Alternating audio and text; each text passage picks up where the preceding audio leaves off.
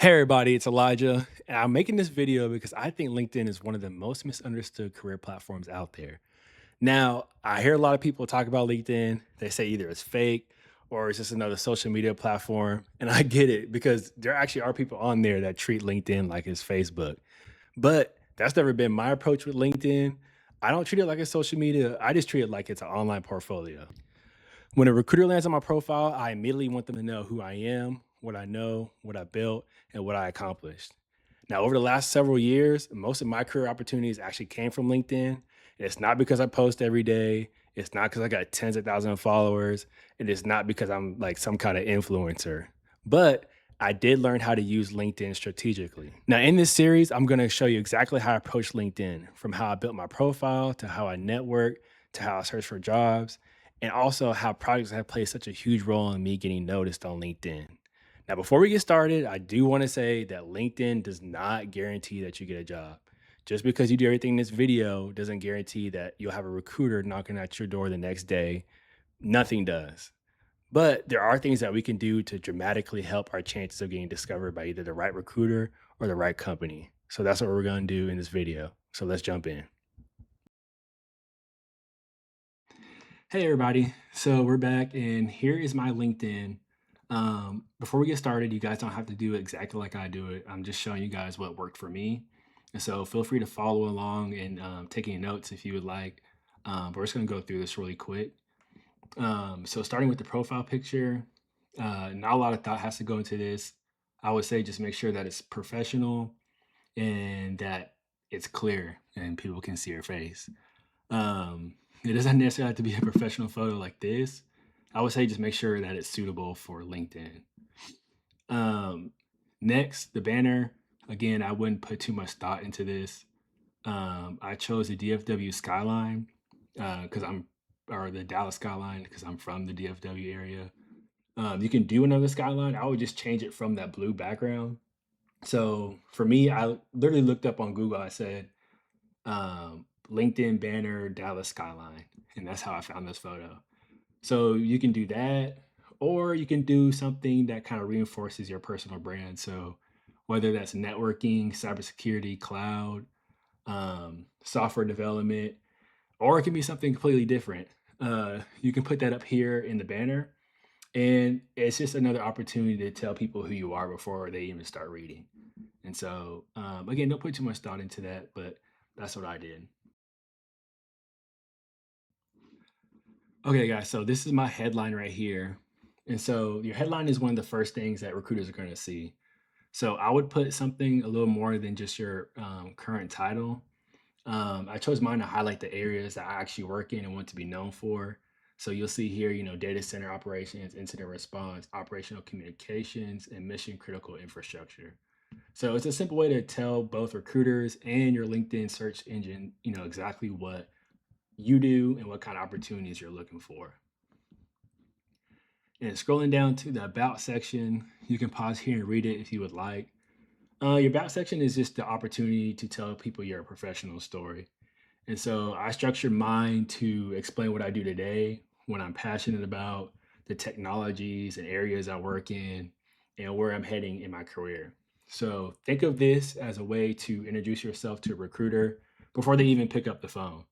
So, you know, the way I look at the about section, the recruiter should, be able to look at this and they should be able to answer a few questions. What do I do? What am I passionate about? What have I built? And where am I trying to go? So keep it simple, but look at this as a way that when somebody reads your profile, they should get an understanding of who you are and what you do and what you're all about. Okay, so going down to the feature section. So you can use the feature section as like your portfolio highlight reel. So you should, or I guess you can use it to showcase projects and work that you think best represents your skills. So whether it's from school, work, or personal projects, if you're proud of it and it demonstrates your abilities, this is a good section to put this. Now these two are some of my older projects. I have most of my projects in my project section.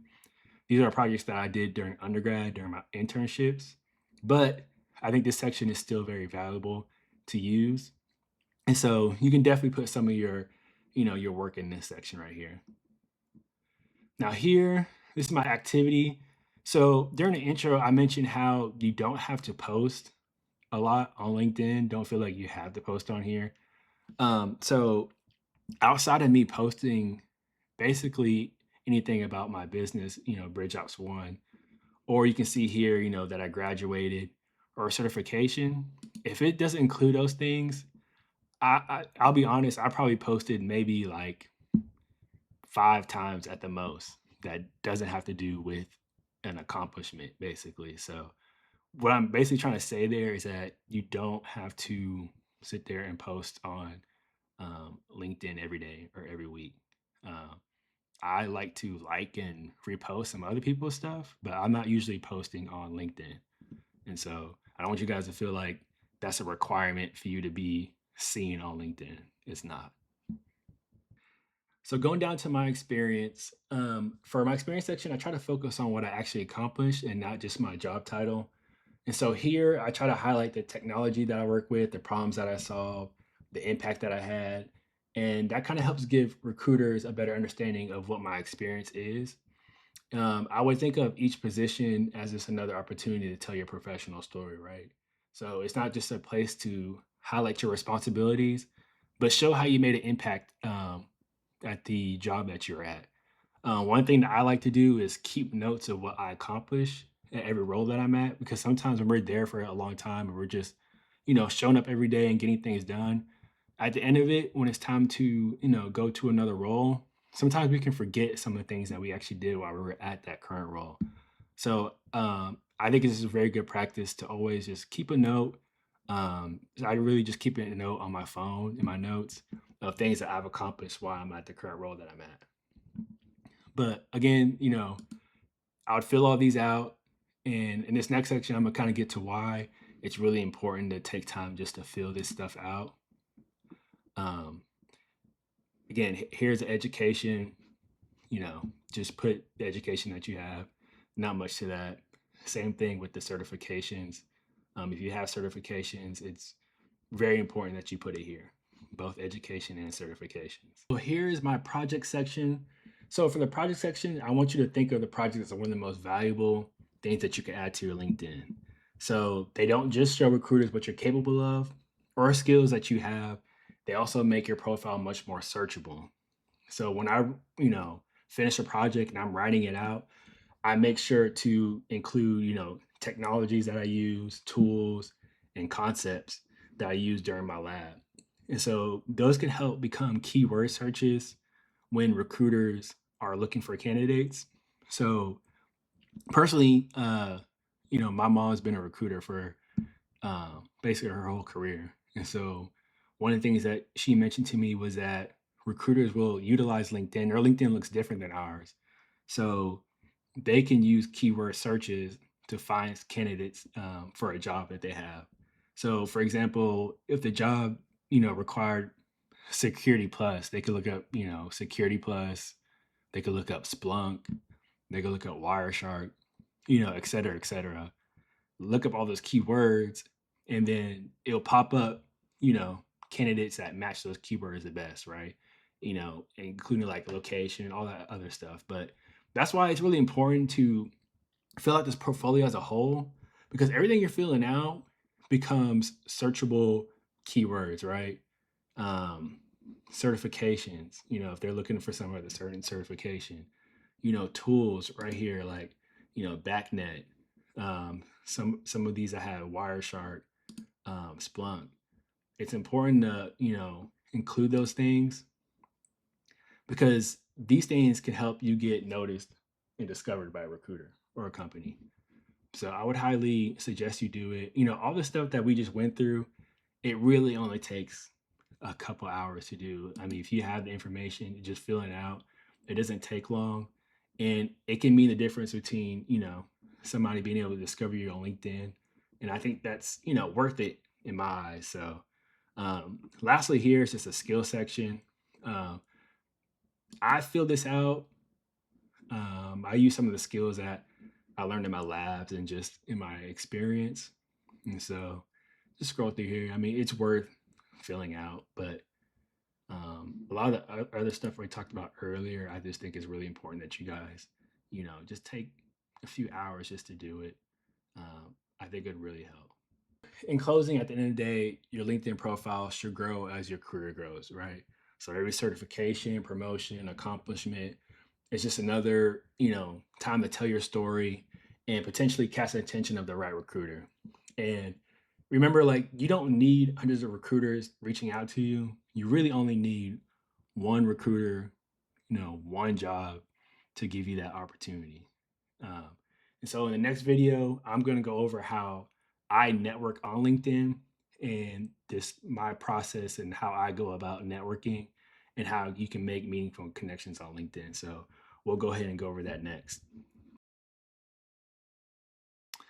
Okay, everybody. So I'm gonna go over the way that I handle networking on LinkedIn. It's actually a lot more simple than you guys think. And so I'm just going to show you exactly what I do. So, one of the first things I did when I started off with only a few connections is I searched up technical recruiters. And so I'm in the IT field. I searched up technical recruiters. So, my thought process behind that was, if as I'm accomplishing and growing in my career, right?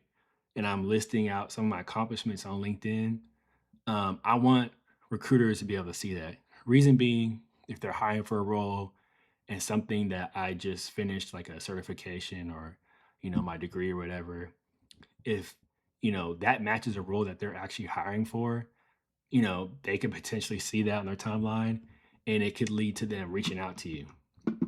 Um, so that was my thought process behind, you know, connecting with a lot of technical recruiters. So here, I just search up technical recruiter. I go to people and say if I'm in Houston, I just do Houston, Texas. Show results and boom. So you'll see a list of technical recruiters. You could even, do it by the company if there's certain companies that you're interested in. I just honestly, guys, I just connected with a bunch of technical recruiters. I wasn't, messaging every single one after I connected with them. I was just building my network and, just with the thought that, hey, as I'm going through my career and accomplishing things, they may see something and they may reach out. It has happened to me before. So um, I'm glad I did it. But I just want to show you guys that's what I do as far as networking. And also, it's important to connect with people in your industry. So if I'm in the data center industry, you could look up data center technician. And here you go. It's already filtered to Houston. Connect with some people that are in your industry, right? Or maybe it's the industry that you want to be in. Um, it can be anything, right? But um, the people that I connect with are all relevant to either where I'm at or where I want to be. And so that's just the way to do it. Most people, when you send connections, they're gonna connect with you back. It don't feel like you have to sit there and message everybody. I think it is great to message some people. Um, and you can just send them like a short message. You guys can look up, how to do that. Um, but literally, this is all I did. And there would be days that I just connect, 15, 20 people. And then, I'll come back next week and do another 15, 20. But that's just how I built my network. Right now, I'm at a little over 1,000 connections, and that's all I've done. But if you go through my connections, everybody is in the industry that I'm in. There's no random connections from different industries. Everybody's in the same industry that I work in. And so, if you guys are looking just to build your network, this is a very easy way to do it. This is the way I did it, and it worked for me. Okay, guys. So, lastly, I want to go over how I apply for jobs on LinkedIn. I know some of you guys already know how to do this, but I just want to show everybody just in case somebody doesn't know. So, when I go to apply for jobs, or when I was applying for jobs, I'd go here and let's say, yeah, my location, let's say location is Houston, Texas. So, of course, here you're going to put the type of job you're looking for. So let's just say we're looking for a help desk. So what I would do every time is I would go to date posted. I'd always do the past 24 hours because I want to see the newest jobs that are getting posted. So I'll do past 24 hours and I'd go here to all filters and I would filter it by most recent. Now, the reason behind doing that is because I want to apply for jobs as soon as they get posted. And what can happen sometimes is if you don't use filters, you could be applying for jobs that already have over 100 applicants. And for those of y'all that don't know, once the applications get to a certain level, they usually get closed. So if you're, applicant number 150, the chances of your application getting seen is very little. I've seen recruiters that say they close their application after the first 50, 50 to 100. So what I did when I was looking for a job is I would be applying for jobs around 7 a.m. to 9 a.m. my time, and I would use these filters. So, you know, I'm thinking, okay, so the day's getting started, right? Around 8, 9 o'clock. Jobs are getting freshly posted on LinkedIn. And so I have these filters on here. So I'm making sure you see like 1 hour ago, one person clicked apply. You apply for this job, you're one of the, first, 10 people to apply for it. Now you gotta look just, these are just examples, right? I'm not saying you have to apply for any of these, but the point is that you want to be around the first 50 to 100 people to apply for a job. Those will give you the best chances to get your application seen. So I would highly suggest that you use these filters. I know it can feel like a lot. I mean, I did get up, in the morning. I would make sure that I was on here, you know, applying for jobs at that time of day because if you get on here around that time in the morning, you'll see a bunch of jobs just coming in on LinkedIn. So, my goal was to always try to be, within the first 50 at least. Um, Now, just because I wasn't first 50 doesn't mean I was getting a bunch of interviews per se. I was getting interviews, but, you know, my resume was getting seen, and there's a better chance of that happening. So that's just why I would suggest that you guys do that if you're looking for another role. Another filter on here that I've used before was, let me see if it's still on here, the under 10 applicants. So every now and then I would use that. That just shows you what jobs have less than 10 applicants on there. But a lot of times there's not that many, so I haven't really used it as often. I usually just stick to the most recent and past 24 hours. Uh, and so that's what I would do if I was searching for a job. Again, you can do it the best way, that you feel successful. But I just wanted to show you guys what I do to help myself find a job. So all in all, this is the LinkedIn walkthrough. I just kind of wanted to show you guys what really helped me in my journey, and how I optimize my LinkedIn profile. Um, Feel free to come take a look. You don't have to, I'm not asking you to connect with me or anything. If you want to use this as an example and fill out yours, I would highly suggest you do it. I know a lot of people have their opinions about LinkedIn. My opinion on it, it takes a day to do all this, and the only thing it can do is help. So, why not do it? But thank you guys for tuning in. If there's any other tips that I missed, please leave them in the comments.